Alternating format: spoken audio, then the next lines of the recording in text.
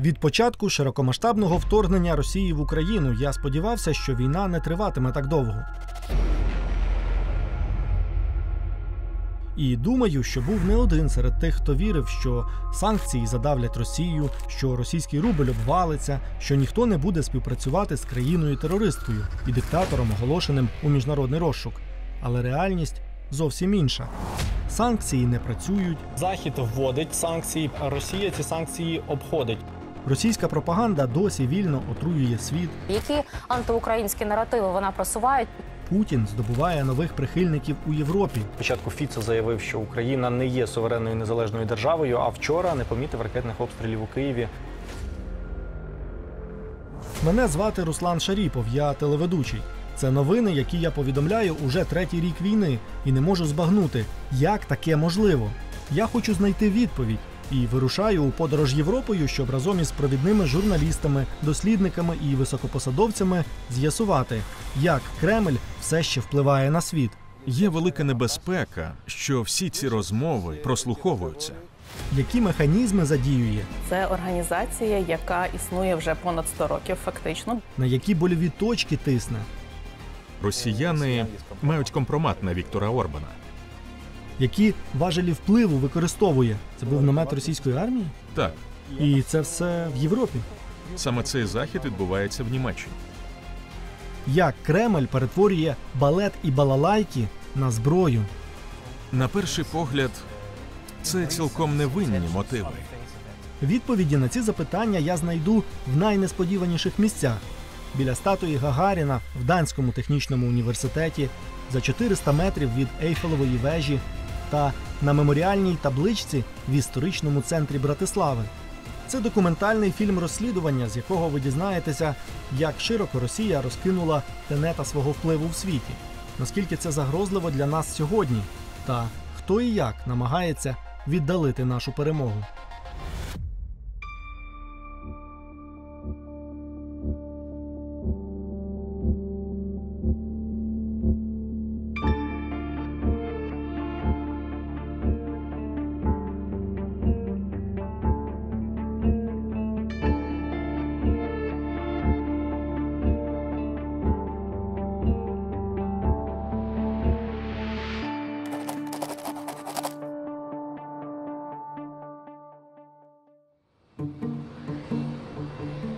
Я вирушаю в Данію.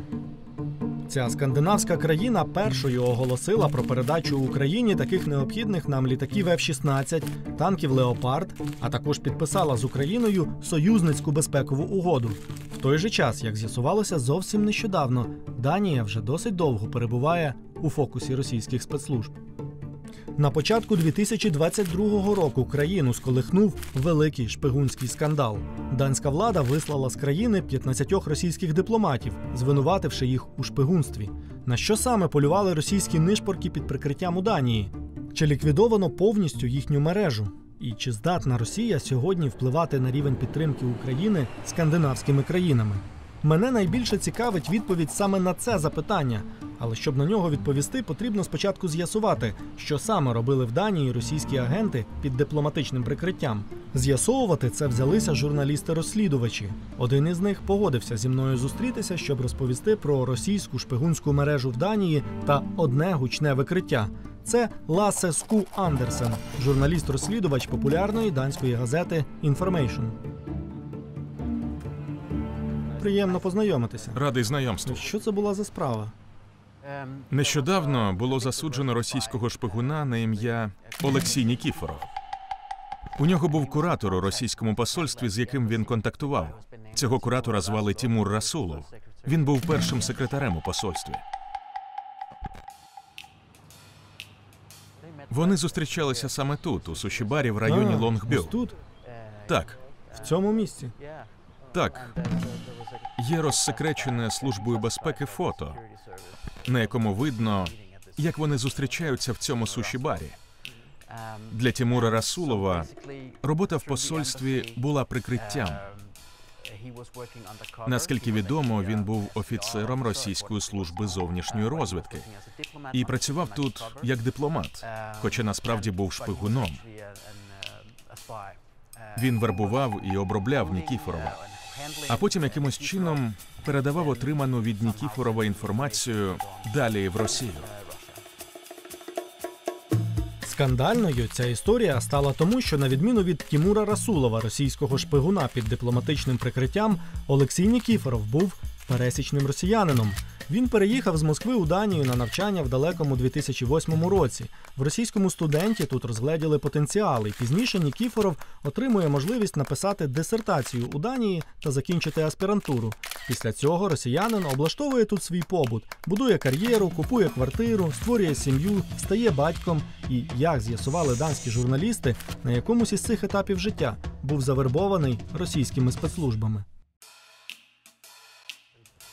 Чому вони обрали саме Нікіфорова? Він був науковцем, який працював над дуже цікавими технологіями, які могли б бути цікавими для Росії та інтересів національної безпеки Росії. Нікіфоров працював неподалік звідси, у Данському технічному університеті. Пропоную туди проїхати. Покажу вам місце його роботи. Росія була зацікавлена в цьому університеті з декількох причин. Данський технічний університет – це один із найпотужніших скандинавських наукових центрів у сфері технологій та інновацій. Я думав, що Лассе покаже мені лабораторію, в якій працював Олексій Нікіфоров. Але на території університету є дещо цікавіше. О, Юрій Гагарін. Так. Несподівано. Так, це погруддя було офіційним дарунком Данії від російської держави. Ви можете побачити тут напис, що його подарувало посольство Російської Федерації. Посол Міхаїл Ванін. Цікавим є той факт, що погруддя встановили тут 2016 року, за 2 роки після незаконної анексії Криму.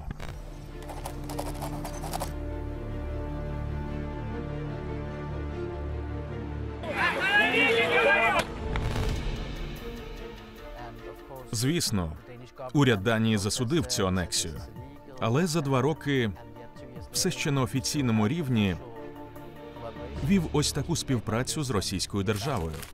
Сюди на відкриття прибув посол. Він мав тут зустрічі з керівництвом університету. Всі усміхалися, плескали в долоні. Життя тривало. Відкриття погруддя Гагаріну в технічному університеті данці сприймали як просту культурну подію. Розслідування журналістів показує, що у росіян були інші мотиви. Зверніть увагу на задній план цієї світлини. Це Артем Маркарян, керівник Россотрудничества в Данії на той час. Він доклав чимало зусиль, щоб це погруддя тут з'явилося. Це був результат його роботи. Його офіційним мотивом була наукова співпраця та демонстрація данцям, яку велику культуру має Росія. На перший погляд, це цілком невинні мотиви.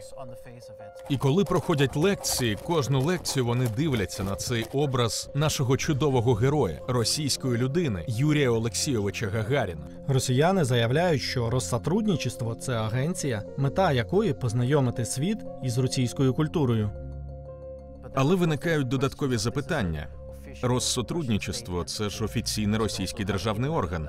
Чи є у нього якісь приховані мотиви? І ми бачимо з нашого розслідування, що вони були.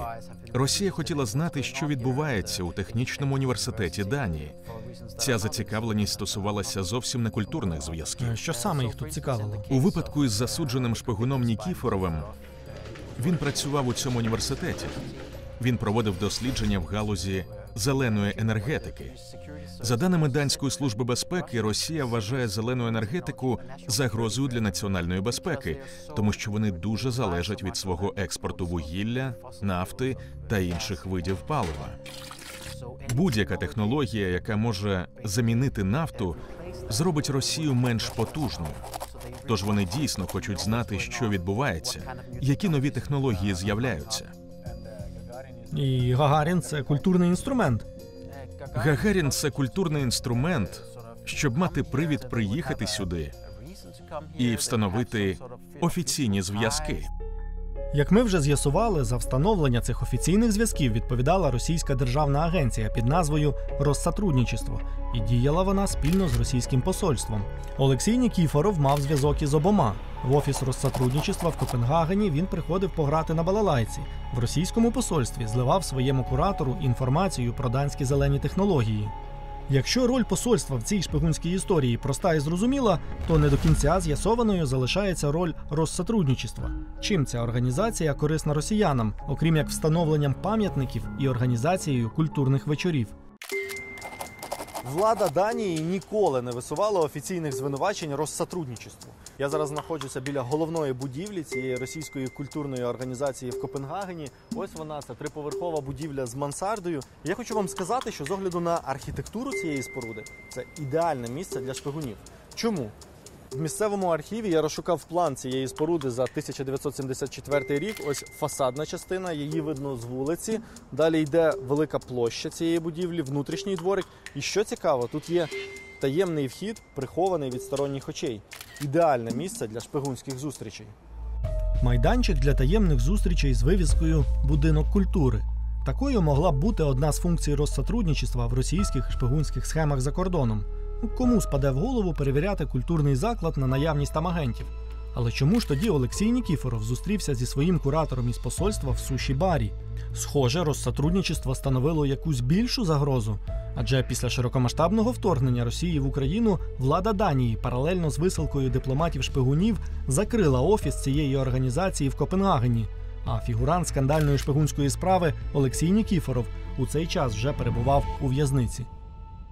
Шпигунський скандал з викриттям російського громадянина Олексія Нікіфорова створює нові виклики перед іноземними розвідками. Подивіться самі. Нікіфоров прибув до Данії 2008 року. Він тут навчався, будував кар'єру, а потім на якомусь етапі був завербований російськими спецслужбами.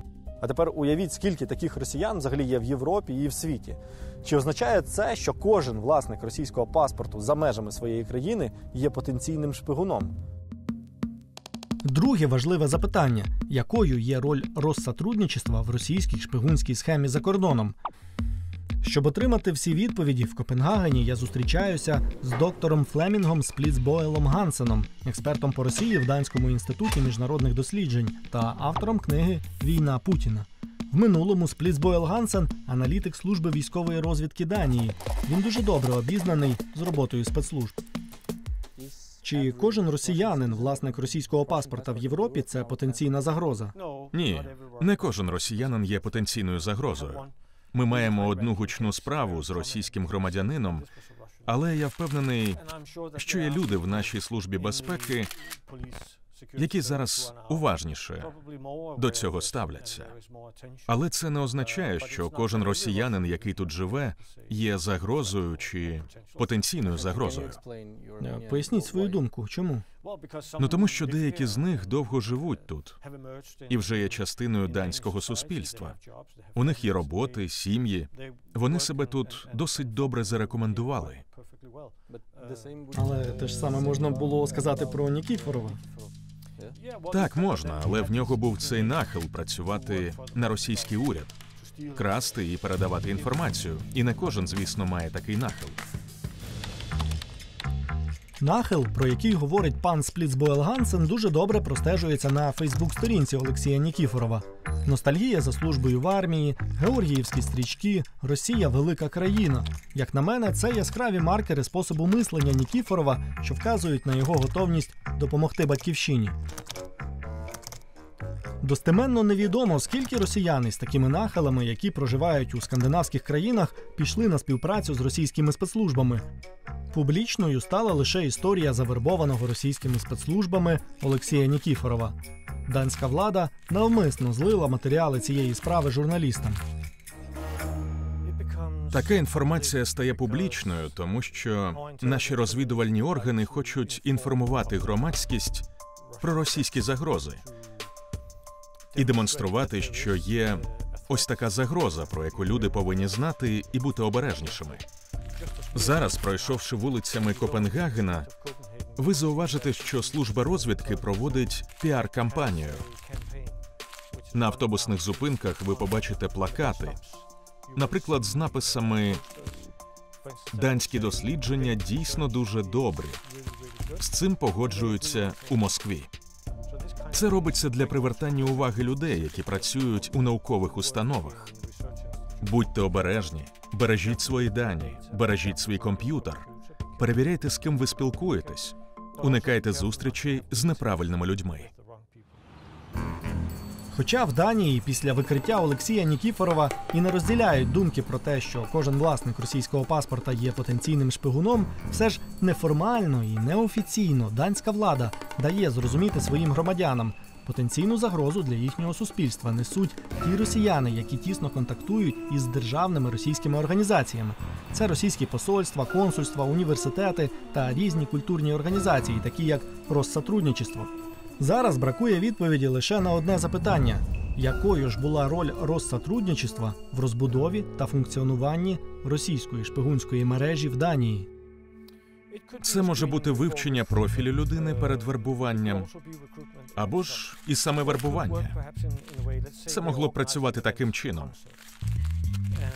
Скажімо, вони організовують якийсь захід, концерт, і знайомляться з присутніми на ньому. Це може бути пересічна подія, наприклад, фортепіанний концерт. Люди відвідують його, а хтось із агенції може вивчати, чи є хтось, із ким можна встановити контакт. Можливо, молоді студенти, журналісти або особа, в якій вони дуже зацікавлені.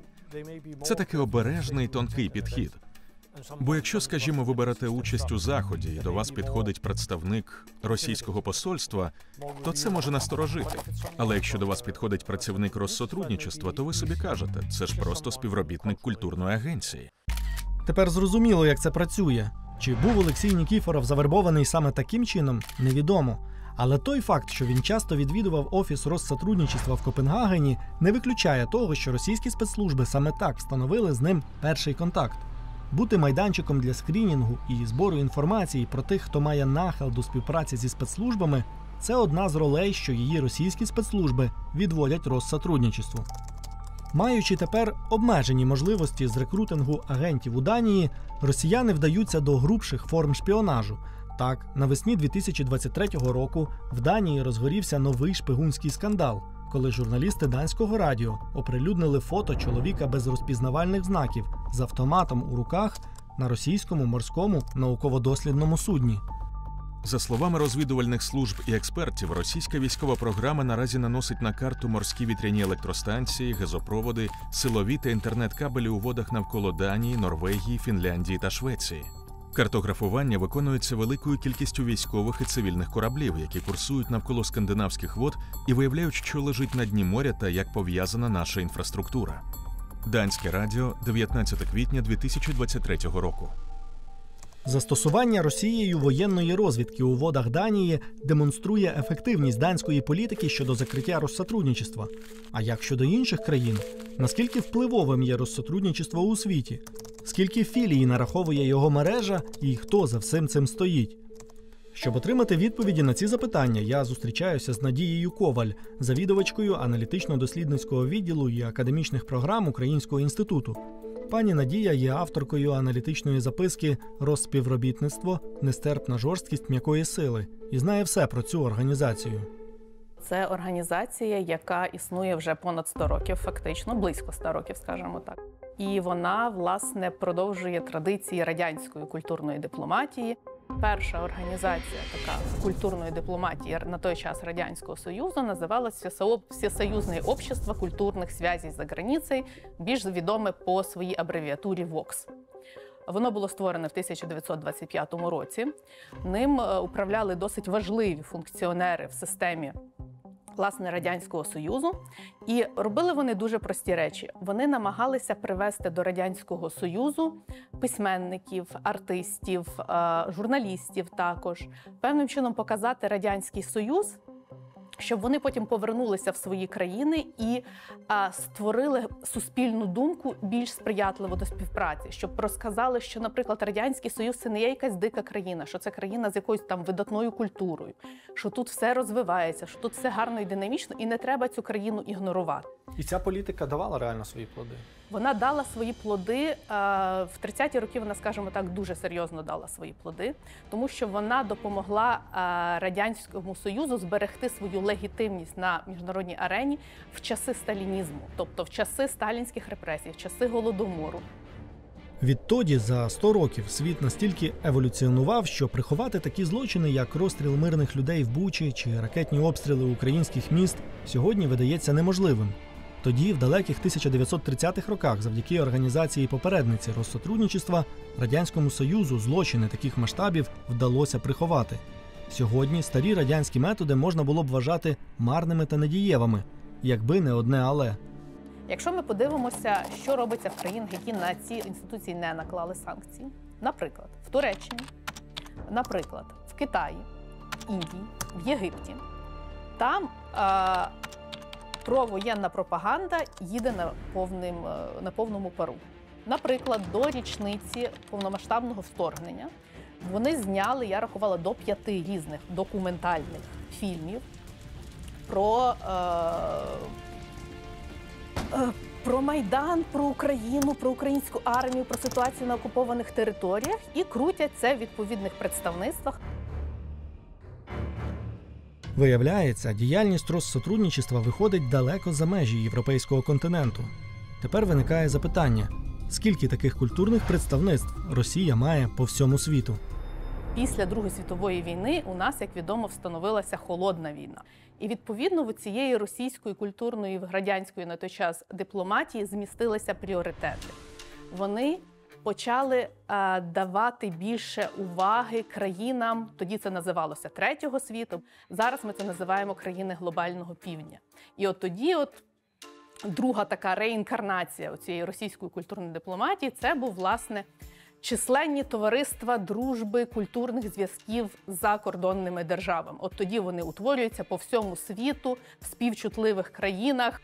Тут вони почали вже більше працювати на освітню співпрацю, активно возити африканських, азійських, інших студентів в Радянський Союз. Я бачу, що взагалі змінилася назва самої організації, так? Так, це вже називалися Радянські співтовариства дружби і культурних зв'язків за кордоном. Цікавим є той факт, що назва хоч і змінилася, але новостворений Союз радянських товариств дружби успадкував від організації попередниці всю інфраструктуру за кордоном та її контакти. Завдяки спадковості і такому підходу сьогодні міжнародна мережа культурних представництв Росії є однією з найбільших у світі. Мережа складає майже 100 країн, до 100 представництв в 87, здається, країнах по всьому світу. Після розпаду СРСР мережу культурних представництв по всьому світу успадкувала Росія як правонаступниця Радянського Союзу. В Російській Федерації ця міжнародна культурна організація переживає ще 2 незначні ребрендинги, після чого вже набуває сучасного статусу та отримує нову назву – Россотрудничество. Після помаранчевої революції в Україні, власне, це був в певному сенсі поворотний пункт для Путіна особисто. Помаранчева революція – це перший, власне, масовий суспільний зрив, який показав, що для населення в Україні, для більшої його частини, західні цінності, західна культура цікавіші, ніж російські. І це був перший поворотний пункт. 2004 рік – помаранчева революція, другий поворотний пункт був агресія проти Грузії. У 2008 році вони її здійснили. І буквально агресія проти Грузії. Серпень 2008 року – заснування Россотрудничества, вересень 2008 року. Це цікаво. Усвідомлення того, що люди не сприймають нашу нарацію про цей конфлікт. Імідж Росії дуже поганий, треба з цим щось робити. І, власне, з цього часу починає відраховуватися історія цього сучасного Россотрудничества, яке ми зараз знаємо, цей голуб з оливковою гілкою. Указ про створення Россотрудничества після нападу на Грузію 2008 року видав тодішній президент Росії Дмитрій Медведєв. За офіційними документами, Россотрудничество підпорядковується Міністерству закордонних справ Росії. Але якщо вчитатися уважно в цей документ, то в пункті 3 «Організація діяльності» бачимо, що главу Россотрудничества призначає і звільняє особисто президент Російської Федерації. Це говорить про велику вагу цієї організації для Кремля. Главою Россотрудничества є такий собі Євгеній Прямаков-молодший, внук Євгенія Прямакова-старшого. Євгеній Прямаков-старший, я думаю, багатьом відомий. Це досить відомий російський політик, який був свого часу головою служби зовнішньої розвідки, прем'єр-міністром Росії, міністром закордонних справ Росії. Всіма цими інституціями керує пострадянська номенклатура і її нащадки. З огляду на справжні мотиви діяльності Россотрудничества в Європі, великою загадкою є функціонування головного офісу цієї організації в самому центрі Берліна. Наївно вважати, що німецькі спецслужби не знають про таємну діяльність Россотрудничества. Але російська агенція продовжує тут працювати. Щомісяця з'являються нові афіші з культурними заходами. Я переконався в цьому на власні очі, прибувши до Берліна наприкінці лютого 2024 року. Представництво Россотрудничества тут називається «Russische Haus», що в перекладі з німецької «Російський дім». У день мого перебування в Берліні в афіші Російського дому значиться показ короткометражного документального фільму, запланований на 19:00. Увечері я збираюся відвідати цей захід і спробувати відзняти на камеру, що там відбувається всередині та яка публіка це відвідує.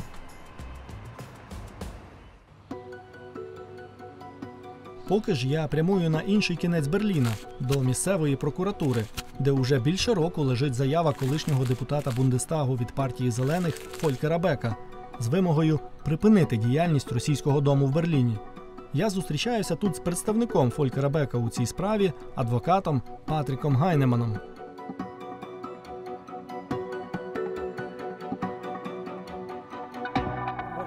Який статус цієї справи? Ми не знаємо.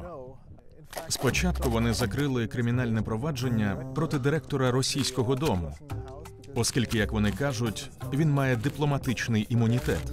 Але тоді ми запитали, а що з іншими людьми, які працюють там, і з усіма порушеннями санкцій, які відбуваються. Вони продають квитки на свої події, проводять мовні курси. Кілька місяців тому вони відкрили там ресторан, книжковий магазин. Ми вимагали ознайомитися з матеріалами справи, але нам не дозволили цього зробити. Ми так і не отримали жодних конкретних відповідей на наші запитання. Виявляється, Россотрудничество підпадає під санкції ЄС, накладені на агенцію після широкомасштабного вторгнення Росії в Україну. Я відправив офіційний лист у Берлінську прокуратуру з такими ж запитаннями, як і адвокат Патрік Гайнеман, але на момент виходу фільму в ефір так і не отримав відповіді. Я бачу декілька порушень. Наприклад, Російський дім, яким керує Россотрудничество, тобто російське державне агентство, яке підпадає під санкції ЄС, не має дозволу здавати приміщення іншим людям та заробляти гроші зі здачі приміщення в оренду. А вони мають цей російський дім у власності? Вони мають його у власності. І про це зазначено в міжнародному договорі між Російською Федерацією та Німеччиною. В Україні представництво Россотрудничества закрили навесні 2021 року. Порахуйте, який це був рік війни, наскільки це було складно. Його існування, власне, в державі визначалося в двосторонньому договорі. В міжнародних відносинах на те, щоб або розірвати дипломатичні стосунки, або розірвати якісь важливі міжнародні договори, це потрібен час і зусилля. Тобто інституційно ця система, вона дуже добре захищена. Україні знадобилося аж 8 років, щоб закрити представництва Россотрудничества в Києві та Одесі. Вони займалися тут своєю звичною програмою, сіяли пропаганду руського міра та провадили антиукраїнську діяльність. Їхнє функціонування в нашій країні визначалося міжнародним договором від 1998 року, підписаним Україною і Росією. І це певний парадокс, адже Росія грубо порушила міжнародне право, анексуючи територію України та розпочавши війну на сході нашої держави. В той же час сама Україна зважала на міжнародні договори з Росією і до останнього дозволяла функціонування представництв Россотрудничества в Києві та Одесі. Як дилему з функціонуванням Россотрудничества в Берліні вирішить німецька влада, поки не зрозуміло. З одного боку, як і у випадку з Україною, Россотрудничество захищено тут міжнародним договором, підписаним між Німеччиною і Росією. Навряд чи німці підуть на його розірвання. З іншого боку, Россотрудничество перебуває під санкціями ЄС, і це вимагало б певних дій німецької влади щодо цієї організації, чого і домагається адвокат Патрік Гайнеман. Крім цієї, є ще одна дуже цікава справа, про яку я хотів би вам розповісти, але вже в іншому місці. Проїдемось туди? Поїхали. Патрік Гайнеман пропонує проїхати від прокуратури до Бранденбурзьких воріт, головної візитівки Берліна, розташованої неподалік. Патрік, що, на вашу думку, є основною причиною, чому не закривають цей російський дім? Річ у тім, що, на жаль, у Німеччині ми маємо традицію поблажливого ставлення до Росії. Багато людей симпатизують Росії впродовж останніх 20-30 років. Це одна з причин. В той же час багато людей дуже бояться Росію і серйозно ставляться до російських погроз. Але що ви думаєте про політиків? Питання ж не тільки в тому, чи має громадськість якісь симпатії до Росії, чи не має. Це питання політики, чи не так? І самих політиків. Насправді це питання європейського права. Санкції було застосовано на європейському рівні. І Німеччині не варто вибирати, які саме санкції вводити, а які ні. Я вважаю, що Німеччина повинна дотримуватися санкцій щодо російського дому.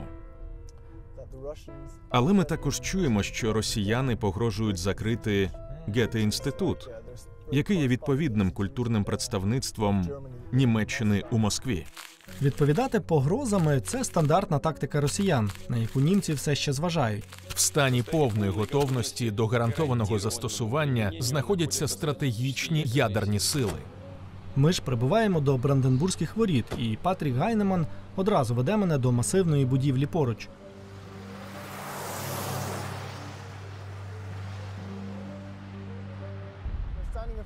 Ми стоїмо перед посольством Росії. Ось ця будівля. І тут трапилася цікава історія. Мої друзі хотіли встановити тут перед посольством знищений на полі бою російський танк. Вони запитали дозвіл на це у місцевої влади Берліна, на що їм відповіли відмовою, оскільки були дуже налякані реакцією росіян. Вони придумали багато виправдань, чому це не можна було зробити. Коли я дізнався про цю новину, зв'язався зі своїми друзями і запропонував їм звернутися з цією справою до суду. Вони погодилися, ми пішли до суду і перемогли.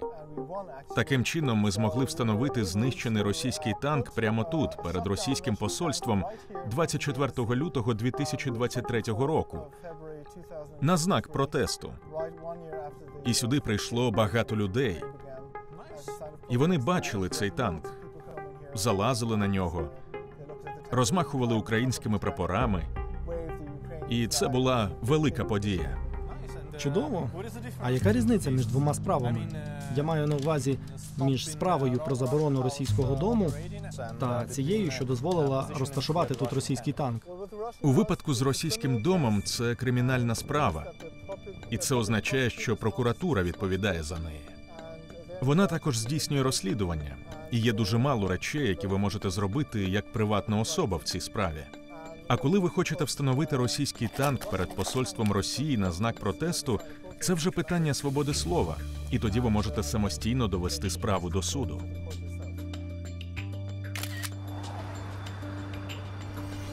Мені здається, що історія з підбитим російським танком доводить, закрити руський дом в Берліні можна, якби на це була політична воля. У Берліні настають сутінки. За 10 хвилин до 19:00 я під'їжджаю до російського дому, щоб відвідати запланований тут показ документального фільму і побачити, як ця установа функціонує попри накладені на Россотрудничество санкції. Всередині, як в звичайному будинку культури. На стінах виставки фоторобіт, на подію збираються люди. Їх небагато. Я все відкрито знімаю на камеру, і на це ніхто не звертає уваги. Все це має абсолютно безневинний вигляд. Очевидно, така ж атмосфера панувала і в Копенгагенському офісі Россотрудничества. Різниця тільки в тому, що там провели розслідування і викрили у шпигунській діяльності одного з активних його відвідувачів. Чи вивчають німецькі спецслужби діяльність відвідувачів російського дому в Берліні, мені невідомо. Тож я вирішую провести власне розслідування. Вивчаю репертуар російського дому в Берліні за останні місяці, шукаю у відкритих джерелах інформацію про його відвідувачів і натрапляю на одну цікаву афішу. В російському домі в Берліні відбудеться неймовірний концерт хору донських козаків під керівництвом професора Петі Худякова. Афіша опублікована у Фейсбук 20 грудня 2023 року. Мою увагу в цій афіші привертає різдвяний концерт хору донських козаків у російському домі. Це та сама організація донських козаків, яку Володимир Путін влітку 2018 року возив на весілля Карін Кнайсель, тодішньої голови МЗС Австрії. На фото з весілля видно, як козаки розважають гостей. До сьогоднішнього дня донських козаків в Європі так і сприймають, як якусь атракцію веселих чоловіків у колоритному вбранні. У мене ж російські козаки асоціюються зовсім з іншим – зі збройною агресією Росії проти України. Так, 2014 року в Криму люди козацького отамана Мініха допомагали російським військовим блокувати українські військові частини. Ми заблокували вхід до електрики, ми їм електрику обрубали. А навіщо ви обрубали електрику? Мініх сказав, ми нічого не знаємо. Не потрібно на нас наїжджати. А в Луганській області станом на листопад 2014 року донські козаки під керівництвом отамана Козіцина контролювали 85% окупованої частини області і сьогодні продовжують брати активну участь у бойових діях на території України. Усі ці мілітаристські прояви російських козаків широко висвітлювали ЗМІ. Було б неправильно вважати, що в Європі про це не знають. Але, судячи з усього, тут досі розділяють російських козаків на два табори – агресивні козаки із внутрішніх регіонів Росії та зарубіжні козаки, які живуть собі мирно, розважають гостей на весіллях і збираються декілька разів на рік, щоб поспівати пісень в російському домі. На початку 2023 року журналісти агенції Reuters довели, що це хибна думка. Журналісти відвідали проросійський мітинг у німецькому місті Кельн, і серед охоронців цього мітингу ідентифікували члена Ганноверської козацької організації. Його звати Андрій Харковський. Ось він потрапив у об'єктив відеокамери, що знімала проросійський мітинг у Кельні.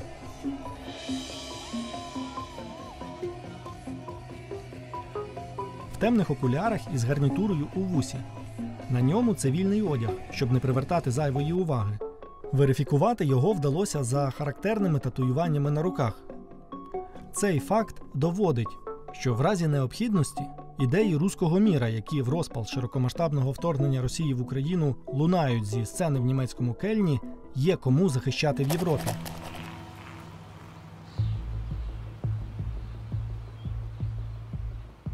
Ким є ці люди, які входять до російських козачих організацій в Європі? Наскільки тут розвинена їхня мережа? Як вона функціонує та хто нею керує?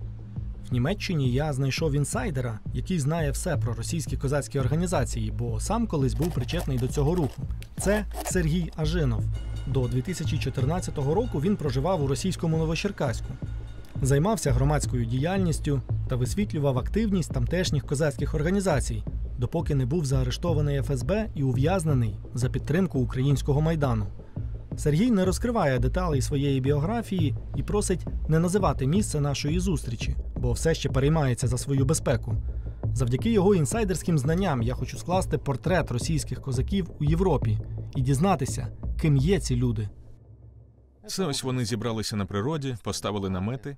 Ось їхній головний отаман Європи, як він себе називає. А хто це? Це такий собі Григорій Кремер. Головний такий козак Європи, як він себе вважає. І, в принципі, він таким і є серед аудиторії, яка захоплена руським міром. Репатріант за єврейською лінією, який прибув сюди понад 30 років тому. І це його улюблена сфера діяльності – російське козацтво. Вони, бачите, в формі ходять?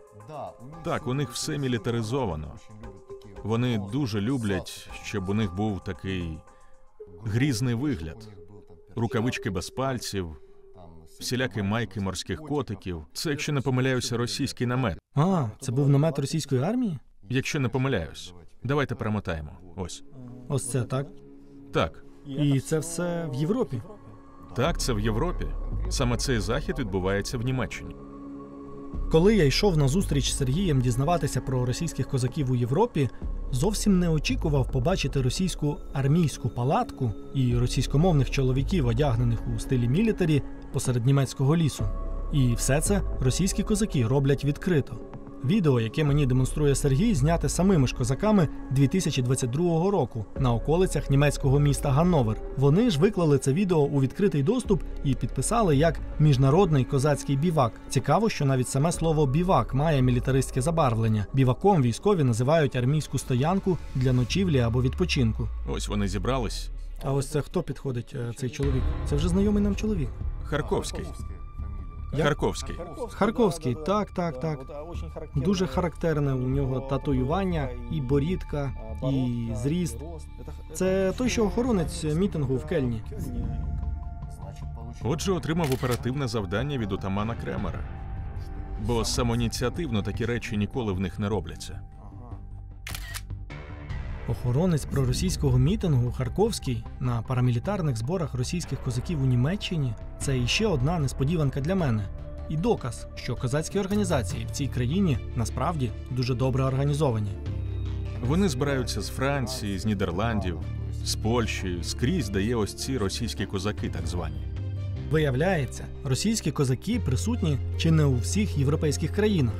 Ось вони на відкритті пам'ятника Петру Потьомкіну на півдні Іспанії, а це вже святкування 9 травня в іспанському місті Малага. У Франції козаки дуже активні в Парижі. Одного разу вони навіть організували тут поминки за терористом Захарченком із прапорами ДНР. Це досить велика мережа, але складається з маленьких осередків. Тобто там пафосно щось може називатись, наприклад, козача станиця Берлінська, наприклад. А насправді постійних членів там 5-6 осіб. Можливо, на святах там людей 30 збереться, на церковні якісь. Насправді їх небагато, але все ж таки вони впливові.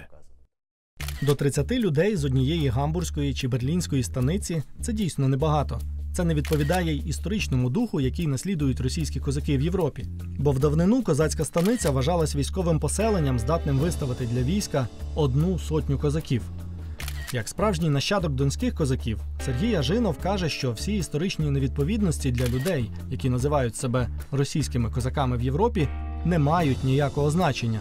Вони не є нащадками козаків, а їхня участь у козацькому русі – це лише прикриття. У принципі, там більшість таких колишніх співробітників міліції, колишніх співробітників армії або спецслужб і так далі. Добре, але що ж самі європейці? Вони що, не знають про це? Якщо чесно, я здивований. У мене ось якби була можливість поспілкуватися з представниками європейських спецслужб, я б багато запитань поставив, яким чином вони просто вирощують на своєму вівсі та траві троянського коня. Тому що ці люди, якщо прогнози негативні збудуться і Росія вступить у війну з Європою, вони відіграватимуть роль навідників, вони видобуватимуть оперативну інформацію, корисну для фронту і так далі, тому що їх так виховують. На початку 2024-го німецьке видання Bild повідомило: військові в Німеччині понад рік фіксують невідомі безпілотники над полігонами і казармами Бундесверу, де, зокрема, навчаються українські військові. Німці вбачають у цьому російський слід, але хто саме запускав ці розвідувальні дрони, так і залишається загадкою. Зі своєї території Росія не має можливості запускати дрони в Німеччину. Чи могли це зробити агенти Росії в Німеччині, колишні силовики, ряжені в козаків? Я б не викреслював їх зі списку підозрюваних. Як бачите, козаки в Європі мають свої квазіадміністративні одиниці, так звані станиці. Декілька разів на рік вони навіть організовують парамілітарні навчання, так звані біваки. І тепер постає запитання, хто насправді стоїть за козаками в Європі. Підказку дає те ж саме відео козаків з міжнародних парамілітарних зборів під німецьким Ганновером. Тут у нас стоїть козацька станиця міста Гамбург. На стоп-кадрі біля палатки видно табличку з написом «Казачья станиця, город Гамбург», а внизу абревіатура СКВР ІЗ. Розшифровка цієї абревіатури розкриває головну загадку. Хто ж стоїть за російськими козаками в Європі? Ці всі організації козачі в Європі, вони об'єднані однією такою великою організацією, яка називається «Союз козаків воїнів Росії і зарубіжжя». І на перший погляд, так як самі вони себе позиціонують, це общественна організація, тобто громадська організація, куди по логіці мали би доєднуватися на добровольчих, на волонтерських засадах. Але є один нюанс. При адміністрації президента Путіна створена ціла рада у справах козацтва. Совет при президенті Російської Федерації по ділам казачества. Це урядова організація, можна подивитися навіть по документах.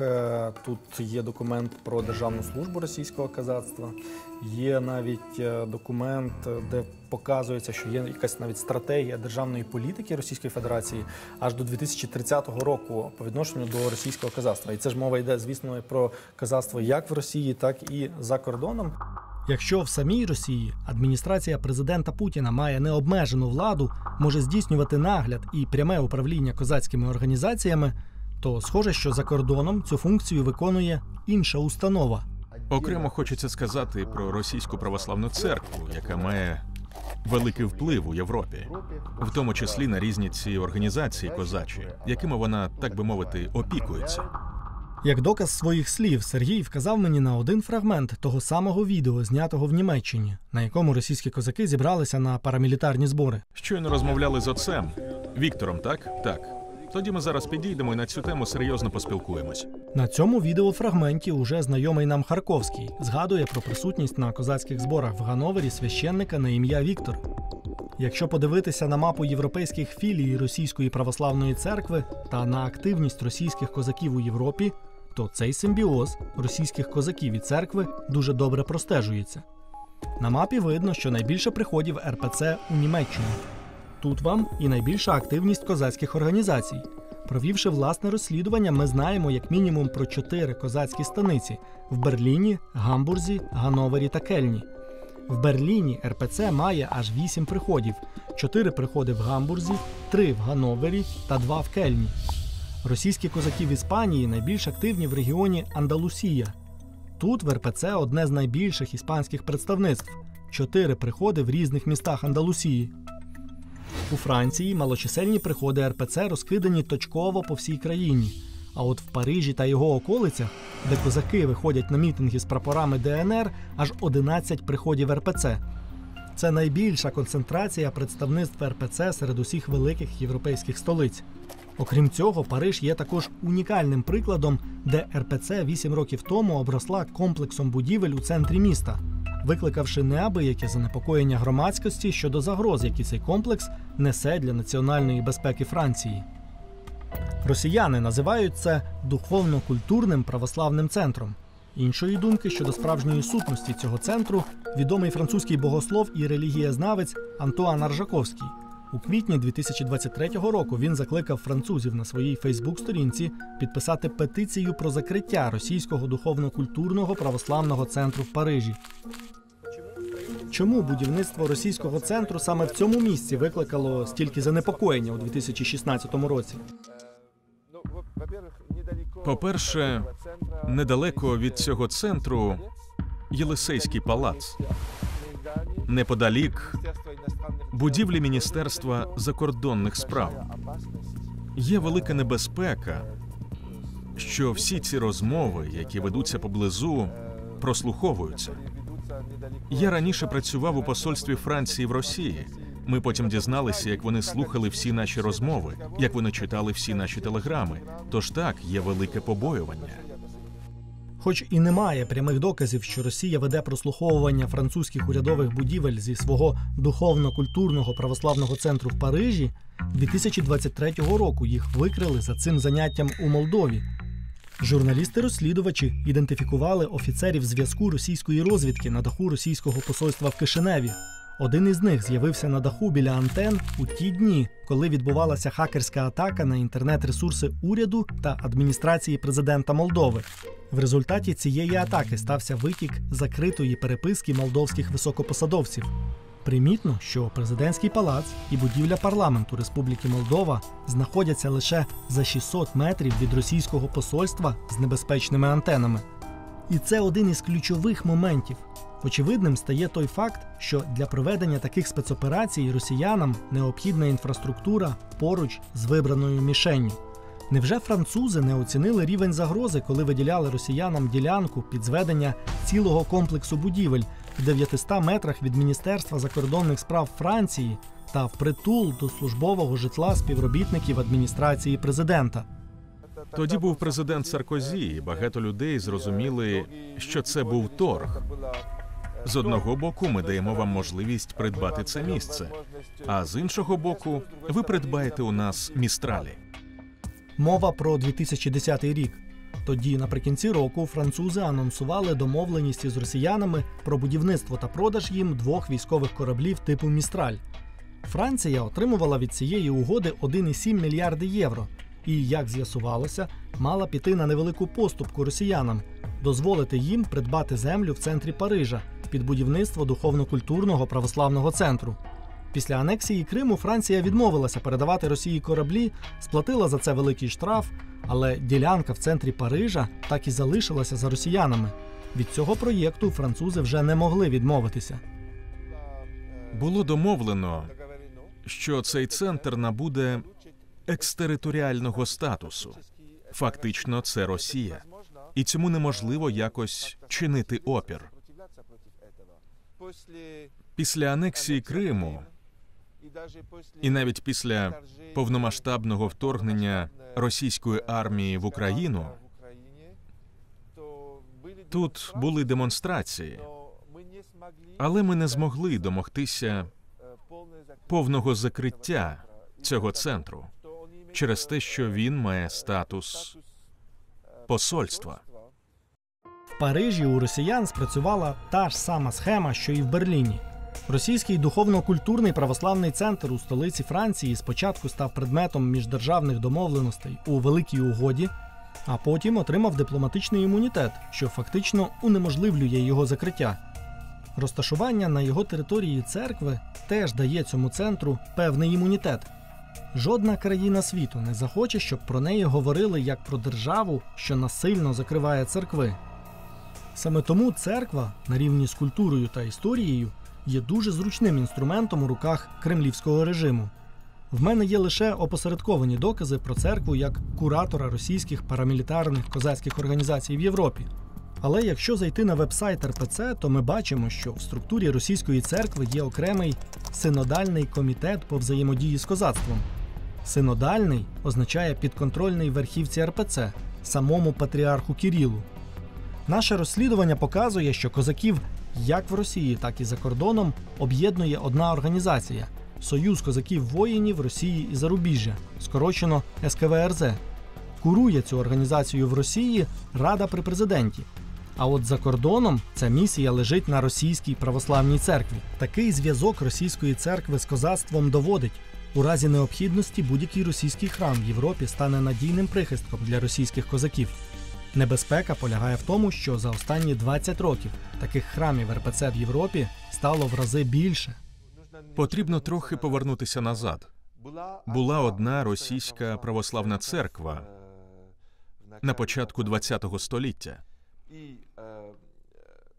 І оскільки з'явилася еміграція, в еміграції відбулося два поділи. 1922 року виникла РПЦЗ – це Російська церква за кордоном. Головний центр був у Карлівці – це у Сербії. Розділення РПЦ відбулося внаслідок розпаду Російської імперії 1918 року. В СРСР церква стала підпорядковуватися особисто Сталіну та КДБ. В Європі ж усі церкви і приходи, якими колись опікувалася Російська імперія, об'єдналися в одну структуру – Російську православну церкву за кордоном, незалежно від радянського впливу. 2007 року патріарх Кирил домігся, щоб головна частина цієї церкви, РПЦЗ, перейшла до Московського патріархату. І тут простежується певна закономірність.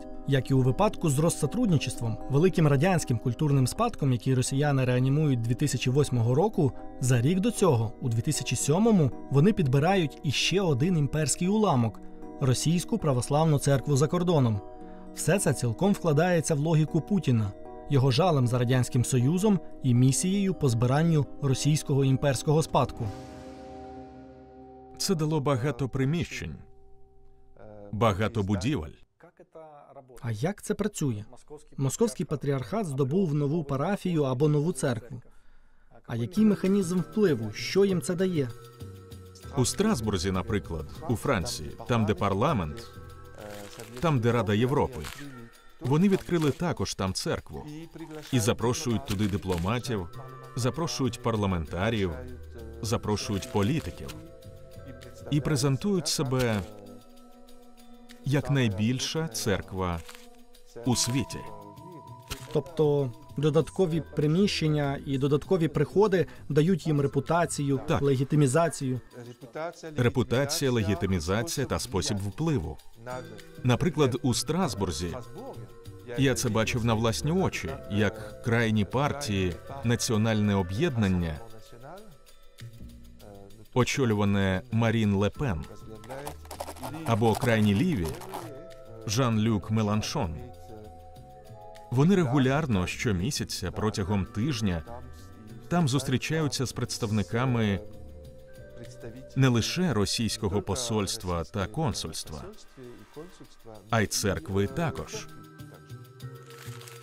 Це означає, що крім кураторства парамілітарних козацьких організацій, Російська православна церква в Європі виконує ще й функцію м'якої сили.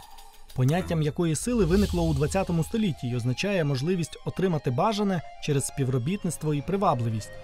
У чому ж привабливість РПЦ? Як не парадоксально, але одна з відповідей – нульова толерантність до ЛГБТ-спільноти і всесвітнє заступництво за традиційні сімейні цінності, яке проповідує патріарх Кирил. Такі ж погляди розділяють європейські крайні праві партії, зокрема і Французький національний фронт, який очолює Марін Ле Пен. Не секрет, що в геополітиці багато країн використовують м'яку силу, щоб просувати свої інтереси. Відмінність же росіян від цивілізованих країн в тому, що цей вплив у них деструктивний, спрямований на те, щоб сіяти хаос і дезінформацію. Одне з головних завдань російської політики дезінформації – підірвати в населення довіру до європейських інституцій. За словами політичного експерта Антона Шеховцова, це ще один пункт, який об'єднує росіян із крайніми правими партіями в Європі. У розумінні кремлівських експертів, російських прорежимних експертів, Європа рухається у бік посилення праворадикальних рухів, праворадикальних партій. Крім того, також вважається, і не лише кремлівськими експертами чи політтехнологами, що ультраправі партії та рухи самі по собі є підривними. Вони працюють проти істеблішменту. І це те, що потрібно Росії в даний історичний момент. Це розщеплення політичного істеблішменту в тих країнах, які Росія вважає недружніми країнами. Росія починає активну співпрацю з європейськими праворадикалами після 2013 року. Серед найпомітніших співпраць – відкрите фінансування Кремлем передвиборної кампанії французької ультраправої партії «Національний фронт» Марін Ле Пен. Що така співпраця дала Кремлю тоді? Чи зберігає Росія вплив на ультраправі партії Європи сьогодні? Чи здатні ці партії впливати на політику Європейського Союзу? І скільки голосів вони можуть зібрати на виборах до Європарламенту, що відбудуться вже на початку червня цього року? Я очікую на посилення в цілому ультраправих фракцій. І знову ж таки не факт, що всі ці ультраправі виступатимуть за Росію. Але кількість праворадикальних євродепутатів ймовірно впливатиме на вибори нового президента Єврокомісії. І це вже важливо. Саме Єврокомісія є розпорядником коштів ЄС. За даними Київського інституту світової економіки, станом на початок 2024 року сукупна фінансова допомога Європейського Союзу Україні втричі перевищує об'єм аналогічної допомоги з боку США. Гроші від ЄС закривають велику частину бюджетних витрат України і допомагають нашій економіці втриматися на плаву. І останнє слово у виділенні цієї допомоги було за чинною головою Єврокомісії Урсулою фон дер Ляєн. Можливо, фон дер Ляєн не зможе переобратися. Вона виступає за Україну, вона виступає з критикою Російської Федерації. Але, можливо, якесь посилення євроскептиків, можливо, антиамериканських євродепутатів, антиатлантичних депутатів впливатиме на обрання нової Європейської комісії. Посилення євроскептиків – це тенденція, яка, судячи з усього, набирає обертів в Європі. В країні ЄС Словаччині восени 2023 року до влади прийшов Роберт Фіцо. Це політик, який відкрито вихваляв Путіна до широкомасштабного вторгнення, а тепер закликає Україну здати Росії окуповані території. Після перемоги партії Фіцо на місцевих виборах припинилася і пряма військова допомога Україні. Словаччина, хоч і невелика країна, але в перші місяці широкомасштабного вторгнення надала Україні таку необхідну тоді систему ППО С-300 і першою разом з Польщею відгукнулася на запит Києва про літаки, передавши повітряним силам України 13 винищувачів Міг-29. Я приїжджаю до Словаччини, щоб дізнатися, що сталося з її політичним істеблішментом. Чому від країни, яка з усіх сил допомагала Україні, Словаччина перетворюється на один із рупорів Кремля в Європі? Канцелярія Роберта Фіцо не відповіла на мій запит про інтерв'ю. Тож у Братиславі я йду на зустріч з Олександром Дулебою, радником попереднього прем'єр-міністра Словаччини Едуарда Гегера. Саме за правління Гегера Україна в критичний момент отримала від Словаччини комплекс ППО С-300 і винищувачі Міг-29. Пане Дулебо, вітаю. Вітаю в Братиславі. Чому так відбувається, що словацький політикум хитає від прозахідних до Проросійських поглядів. Дуже багато факторів. А один із них буквально дуже пов'язаний з містом, де ми зараз зустрічаємося. Це є школа. Це дуже була важлива школа в історії Словаччини, тому що дуже багато відомих політичних діячів, в принципі, перше покоління взагалі словаків, які сформулювали політичну програму для Словаччини, вони вчилися тут. Я вам покажу, тут є список цих, але одна фамілія дуже важлива. Це, ви бачите, тут Людовіт Штур, це рік, коли він закінчив цей ліцей. Він тут вчився, і всі ці які люди, дійсно, скажімо, Міхал Годжа, так, це був потім прем'єр-міністром Чехословаччини в Першій Республіці.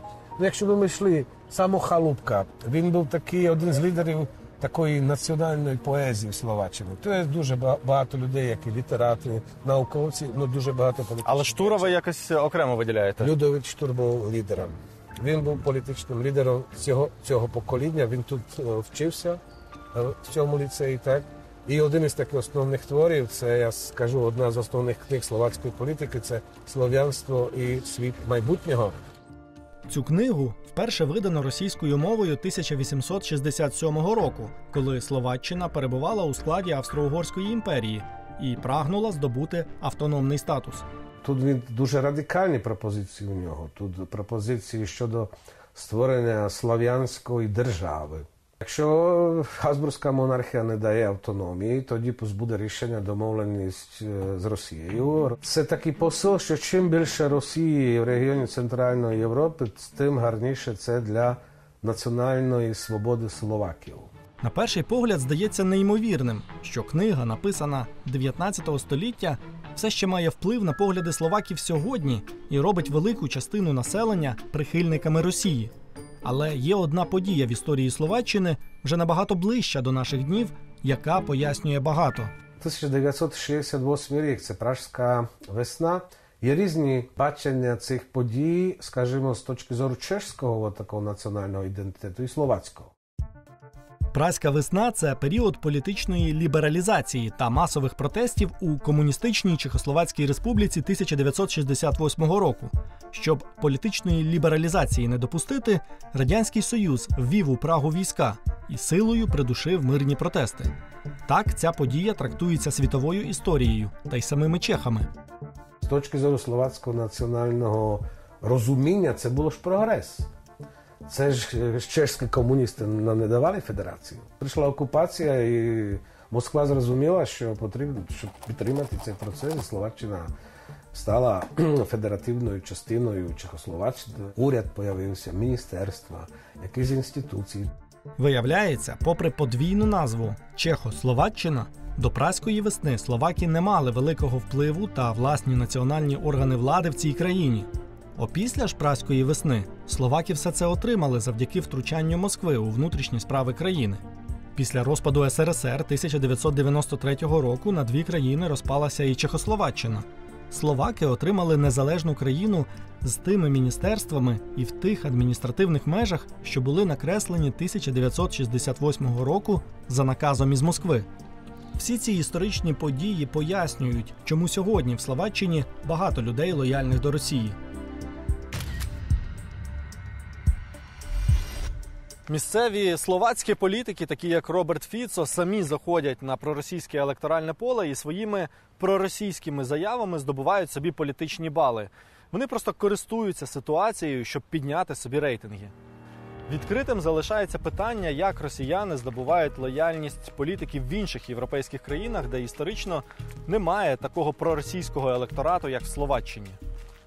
Я відвідав Словаччину на початку березня, а вже за місяць, у квітні, тут відбулися президентські вибори, перемогу на яких отримав кандидат із проросійськими поглядами. Тепер, коли всю повноту влади в Словаччині мають політики саме з такими поглядами, все йде до того, що цього року на виборах до Європарламенту від Словаччини пройдуть симпатики Росії, євроскептики чи крайні праві.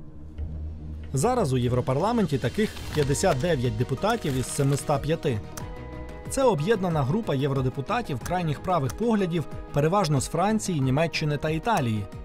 Історично так склалося, що саме ці три країни мають найбільшу квоту євродепутатів серед усіх країн ЄС. Якщо на минулих виборах за квотою такої невеликої країни, як Словаччина, до Європарламенту пройшло всього 14 євродепутатів, то від Італії – 76, від Франції – 79 і найбільше від Німеччини – 96 євродепутатів. Хоч голоси виборців із кожної країни ЄС важливі, але електоральні настрої саме в Італії, Франції та Німеччині мають дуже великий вплив на те, яким буде наступний склад Європарламенту. І головним прикладом тут є альтернатива для Німеччини, яка зараз є найбільшою праворадикальною партією в Європі, а саме прокремлівською. Зміцнення цих сил, зростання їх популярності в суспільстві не може не впливати на мейнстрімні сили. Це вже впливає. Ми бачимо, що це вже впливає на дебати у Німеччині. Я більш ніж впевнений, що ось таке амбівалентне ставлення уряду Німеччини до постачання навіть ракет «Таурус», воно пов'язане з цим посиленням україноскептичних настроїв, які також пов'язані з посиленням ультраправих та ультралівих у Німеччині. У Франції Марін Ле Пен, лідерка популярної ультраправої партії «Національне об'єднання», яку в ЗМІ називали подружкою Путіна, раптово розкритикувала Росію за вторгнення в Україну.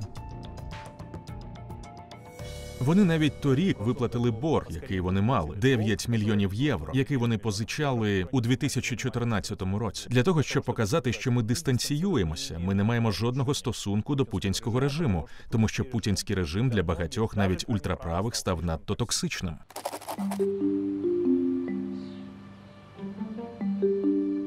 Зовсім інша ситуація в Італії. Тут найпопулярнішу ультраправу партію «Ліга Півночі» очолює Маттео Сальвіні. До широкомасштабного вторгнення Росії в Україну він не приховував своїх симпатій до Путіна. Але вже після вторгнення восени 2022 року це не завадило Сальвіні стати заступником прем'єр-міністра Італії. Як після такого Сальвіні став заступником прем'єр-міністра Італії? І наскільки його політична сила впливова зараз? В Римі я зустрічаюся з Луїджі Серджіо Жермані, директором Інституту соціальних наук і стратегічних досліджень. Пан Жермані – експерт із внутрішньої та зовнішньої політики Росії та стратегіях гібридної війни. Він був одним із перших вчених в Італії, які запровадили вивчення розвідки і національної безпеки в академічних колах. Нашу зустріч пан Жермані розпочинає з того, що зачитує мені фрагмент тексту. Він італійський, навіть не італійський, а європейський Трамп. Оскільки він зараз став лідером усієї ультраправої спільноти для Європи, в Європі. Так, мова про Сальвіні.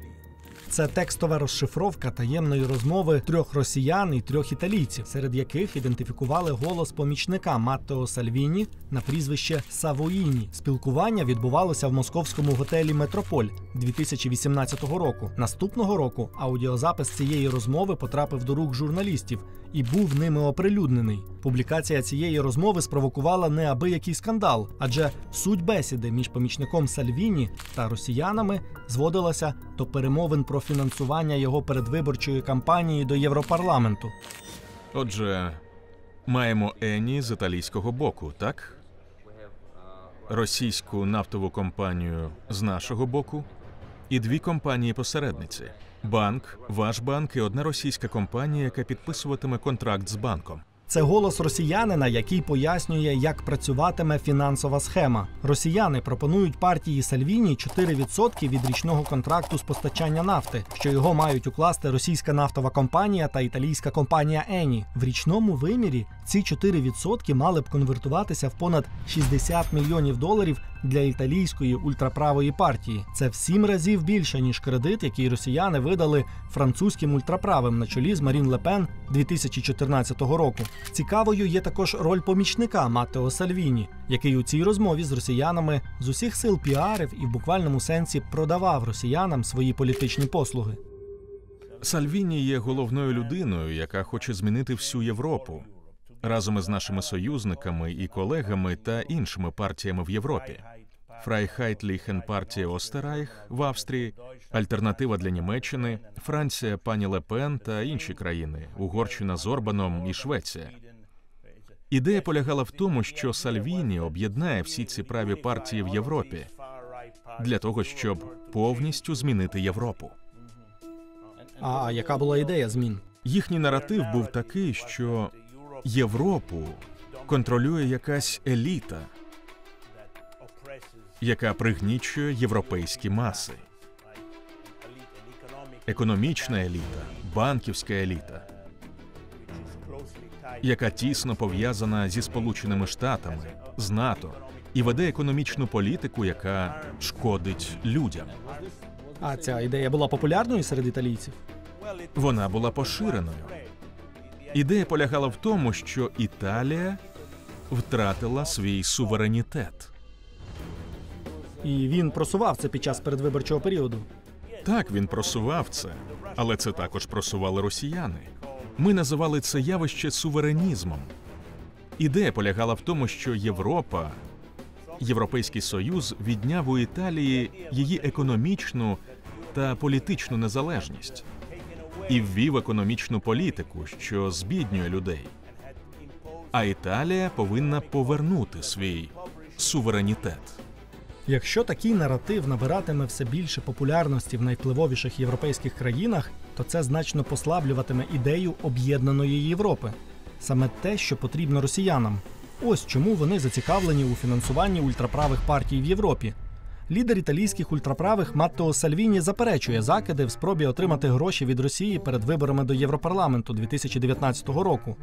Була спроба отримати це фінансування чи ні, Луїджі Серджіо Жермані каже, що росіяни все ж підтримали Сальвіні дещо в іншому. Наш інститут аналізував російську пропаганду тоді. Наприклад, Спутник Італія та інші ЗМІ. Вони створювали Сальвіні імідж перспективного лідера, який об'єднає всіх європейських правих. Зрештою, партія Маттео Сальвіні отримала достатньо голосів, щоб пройти до Європарламенту, і відтоді очолює там коаліцію ультраправих.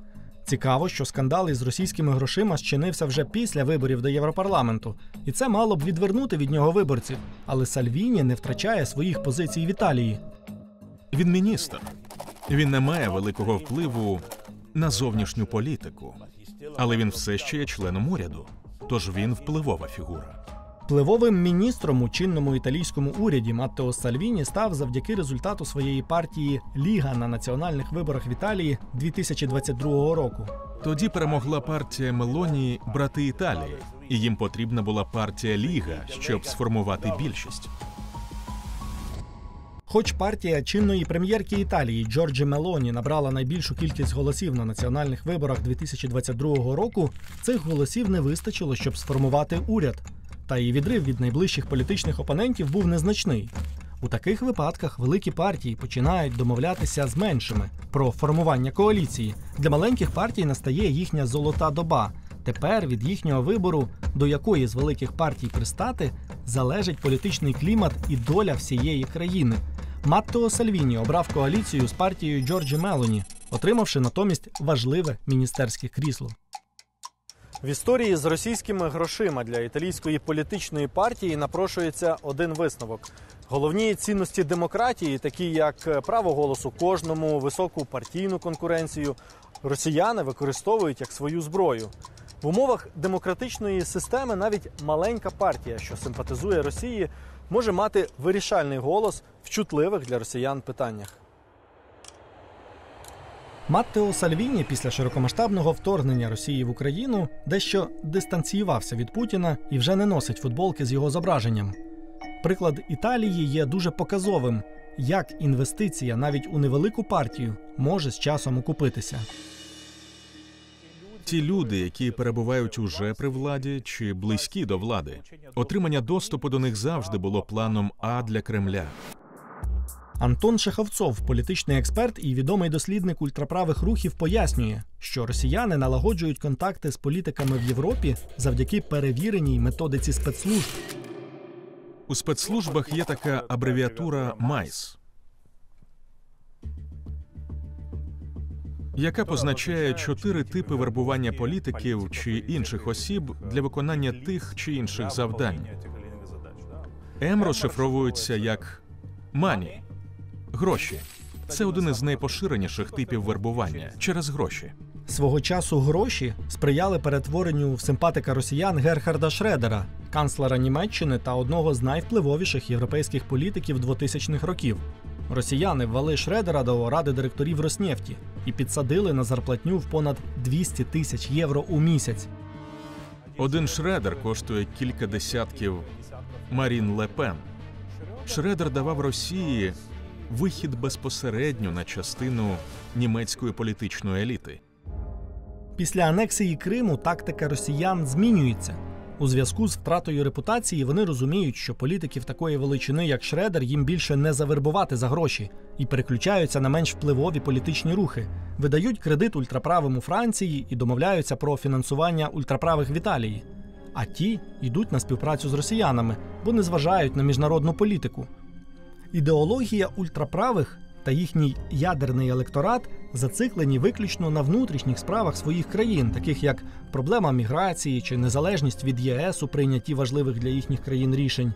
Ось чому, попри негативний імідж Росії, їй вдається вербувати ультраправих політиків за гроші.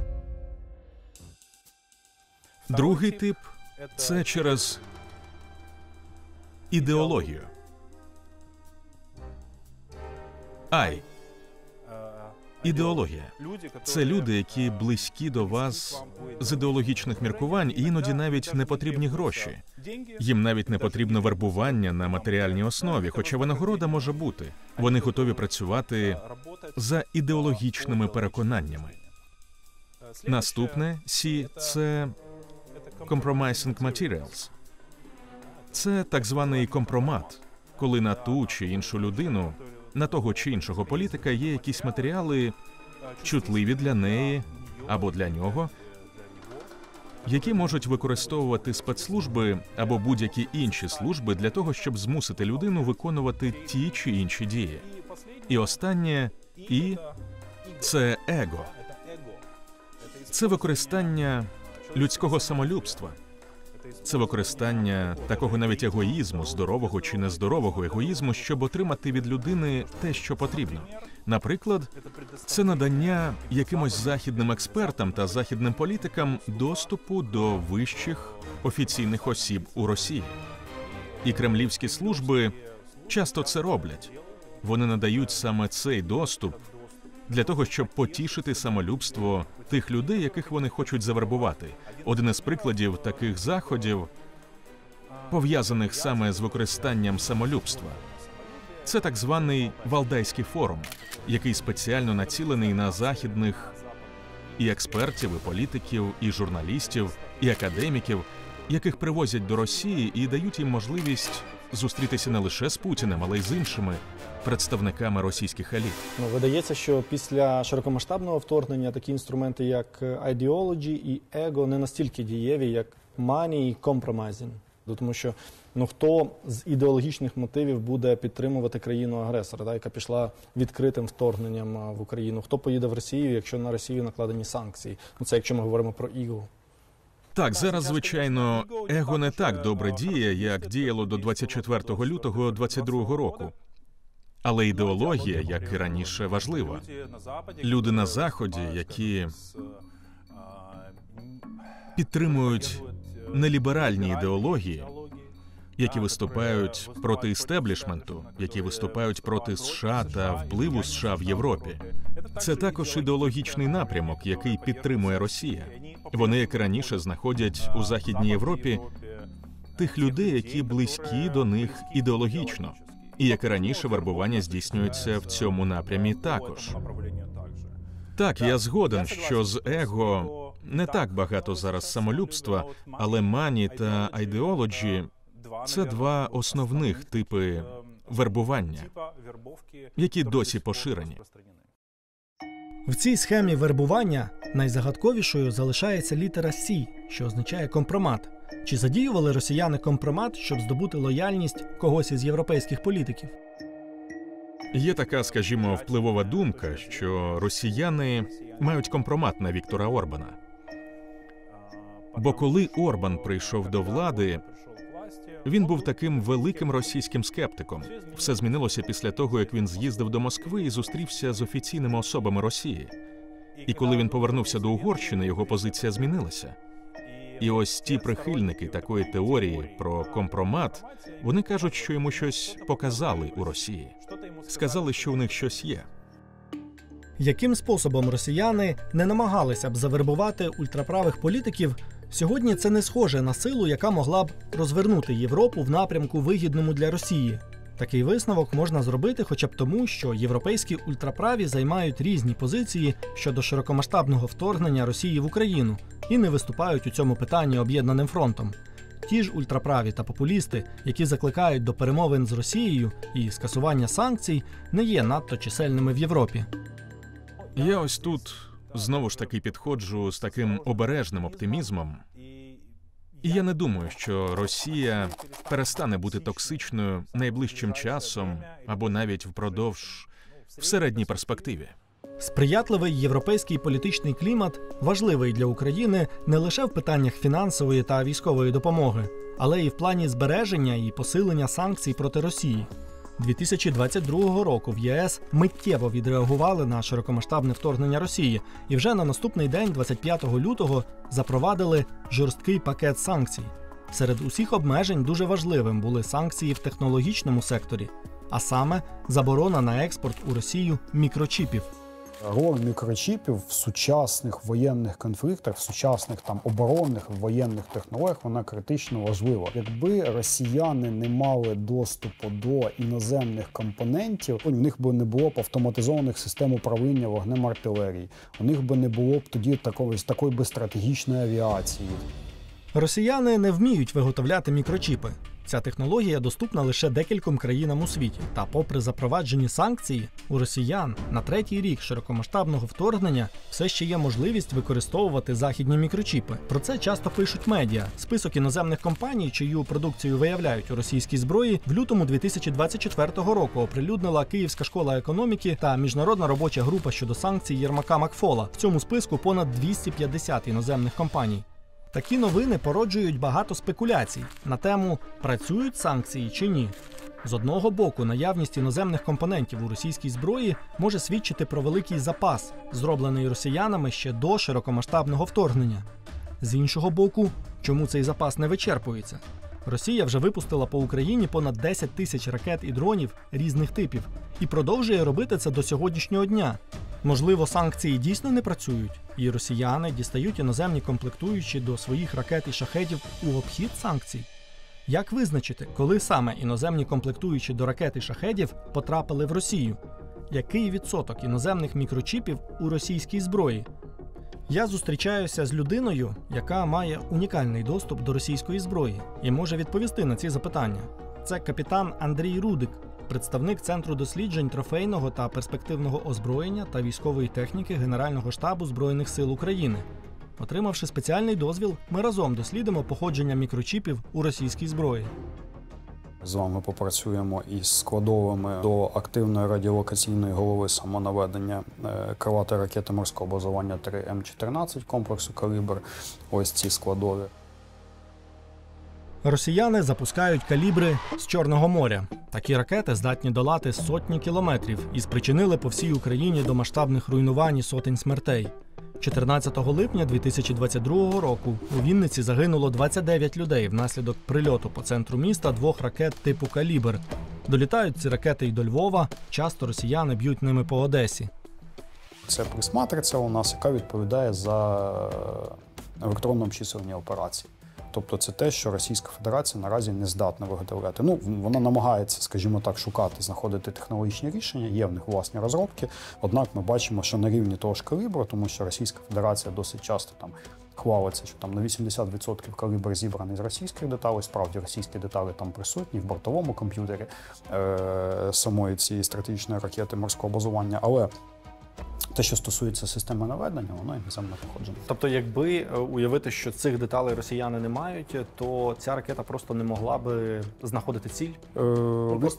Літати політала, але справді проблематично було б її ціль знаходити. Тоді давайте дивимося, де виготовлений цей мікрочіп.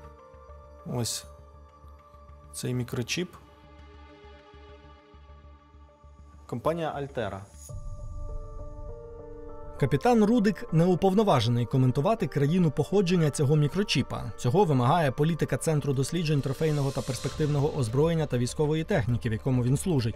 Але простий пошуковий запит в інтернеті видає таку інформацію. Компанія Altera американського походження з штаб-квартирою в Каліфорнії. Навіть базова інформація про цю компанію у Вікіпедії дає нам важливу зачіпку. 2015 року Альтеру придбав американський технологічний гігант Intel і згодом змінив маркування цих мікрочіпів. Тобто на них вже не було напису Альтера. Це дозволяє нам зробити обґрунтоване припущення, що саме цей мікрочіп зі старим маркуванням потрапив у Росію ще до широкомасштабного вторгнення. Це мікрочіп, це товар подвійного призначення, це не воєнний. В даному випадку цей чіп може використовуватись в багатьох пристроях, тому достеменно невідомо, звідки він взятий. Скоріше за все, це він просто оригінальний був виготовлений, вже якимсь чином його Російська Федерація отримала. На цій же платі від ракет «Калібр» ми ідентифікували мікрочіпи ще двох іноземних виробників – Linear Technology та Halo Electronics. Обидві компанії теж базуються в Сполучених Штатах Америки. І це також мікрочіпи подвійного призначення, які Росія з легкістю могла закуповувати великими партіями до широкомасштабного вторгнення. Обмеження щодо їхнього експорту в Росію почали діяти лише з 2022-го. Тепер залишається з'ясувати, чи потрапляють до Росії іноземні комплектуючі, виготовлені після введення санкцій. Ось, наприклад, ми візьмемо поновішу те, що начебто зазначено, що зроблено в Росії. Це в нас навігаційна система Комета М. Це вже, наприклад, навігації стосується у нас баражуючого боєприпасу «Шахед». 8-й місяць 22-го року. Зроблено в Росії, пишуть. Зібрано в Росії, не зроблено. Зроблено і зібрано – це дві різні речі. Дивимось на патч антени іноземного походження. Це вони встановлюються для того, щоб вона була завадостійкою і могла протистояти засобам нашої радіоелектронної боротьби, нашим засобам радіоелектронної боротьби. А як зрозуміти, ця патч-антена, вона вироблена в 22-му році? По серійному номеру. Ми передаємо цю інформацію іноземним партнерам і з'ясовуємо теж, чи справді виготовлено. Тут ви з'ясовували. А як же? Яку вам відповідь дали? Те, що вже справді після повномасштабного вторгнення. Виготовлена ця патч-антена? Так. Є декілька маршрутів, як попри санкції західні мікрочіпи і важливі комплектуючі для зброї потрапляють у Росію. Перший маршрут – це країни колишнього Радянського Союзу, такі як Казахстан, Киргизстан, Вірменія. В цих країнах функціонують фірми-прокладки, які купують за кордоном необхідні іноземні комплектуючі і перепродають їх в Росію. Другий маршрут – впливові країни-посередники, лояльні до Кремля, такі як Туреччина, Об'єднані Арабські Емірати та Китай. Таким чином, росіяни хоч і обходять технологічні санкції, все ж ці санкції життя їм значно ускладнили. Перебудова логістичних маршрутів призводить до здорожчання іноземних комплектуючих, розтягує їхню доставку в часі і не завжди цю доставку гарантує. І тут можна було б додати, що суттєве здорожчання іноземних комплектуючих виснажує російський бюджет. У цьому також був би свій плюс. Але, видається, явних проблем цей фактор російському бюджету не створює. Обвалу російської економіки, який пророкували фінансові аналітики на початку вторгнення, так і не сталося. Навпаки, у російській бюджетоутворюючій нафтовій галузі спостерігається зростання доходів і повернення на рівень до широкомасштабного вторгнення. Це при тому, що західні санкції змушують Росію продавати свою нафту ледь не за її собівартістю. То як таке можливо? Як на тлі жорстких санкцій росіянам вдається все ще отримувати від нафти високі доходи? Щоб з'ясувати це, я прибуваю до Фінляндії. Віднедавна це країна НАТО, яка має з Росією 1000-кілометровий сухопутний кордон, пережила в своїй історії зухвалий напад сусіда і внаслідок цього втрату деяких своїх територій. Тут завжди з пересторогою дивилися на Росію і 30 років тому створили унікальний інститут при Національному банку Фінляндії, мета якого – вивчення економіки Росії та Китаю. Я домовився про зустріч зі старшою економісткою цього інституту Гелі Сімолою.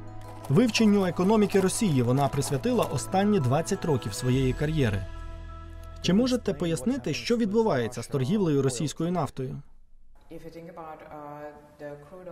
Якщо говорити про сиру нафту і нафтопродукти, приблизно половина експорту припадає на так званий тіньовий флот.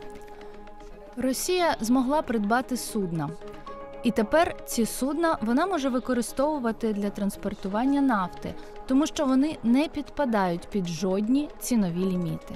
Оскільки росіяни тепер самі займаються транспортуванням і не використовують послуги країн, які наклали на них санкції. Санкції зобов'язують Росію продавати свою нафту за зниженою ціною в $60 за барель, якщо росіяни використовують західні сервіси з транспортування нафти, західні танкери та страхові компанії. Росіяни ж пішли обхідним шляхом і залучили до продажу своєї нафти танкери, зареєстровані в країнах, які не приєдналися до санкцій проти Кремля. Часто це вже списані чи старі танкери, у яких вичерпується термін експлуатації. Ніщо не заважає росіянам навантажувати ці танкери своєю нафтою і продавати її вже за середньоринковою ціною в $70 чи $80 за барель. Так і функціонує тіньовий флот, про який говорить Гелі Сімола. Певною мірою це було очікувано, що вони хоча б спробують перенаправити потоки торгівлі. Проте трохи несподівано, що це відбулося так швидко і в таких великих обсягах. Вони використовують свої власні танкери для доставки нафти на всі ключові ринки. Це Китай, Індія, Туреччина. На даний момент це основні покупці російської нафти. За різними оцінками, тіньовий флот росіян нараховує від 600 до 1000 суден. Третину цих суден контролює російська державна судноплавна компанія Совкомфлот. Решта у розпорядженні закордонних трейдерів, які не зважають на санкції. Що стосується торгівлі, Росія була досить успішною у переорієнтуванні торгівлі на нові країни. В такому разі, чи можете ви сказати, бо вже стає цікаво, який же відсоток санкцій працює? Якщо ви подивитесь на дослідження, проведені на цю тему, загальний висновок такий. Близько в 30% випадків санкції повністю або частково досягають своєї мети.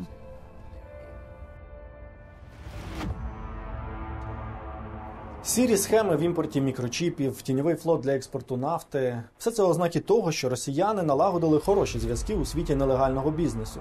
І це іще одна небезпечна щупальця російського спрута. Бо компанію, що працює за законами, можна притягнути до відповідальності. А от всі ці компанії, що підігрують росіянам, допомагають їм обходити санкції, фактично недосяжні для фемідів.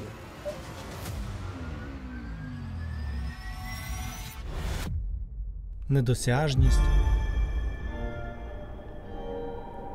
залягання на глибокому дні – це особливості спрута, морської тварини, яка має 8 щупалець із небезпечними присосками. Вони потрібні хижаку, щоб паралізувати жертву і затягнути її до пащі. Російський спрут діє за таким же принципом. От тільки його щупальця – це вигадані в Кремлі схеми впливу. Кожен елемент у цих схемах, як ті присоски на щупальцях. активуючись, паралізують свою жертву.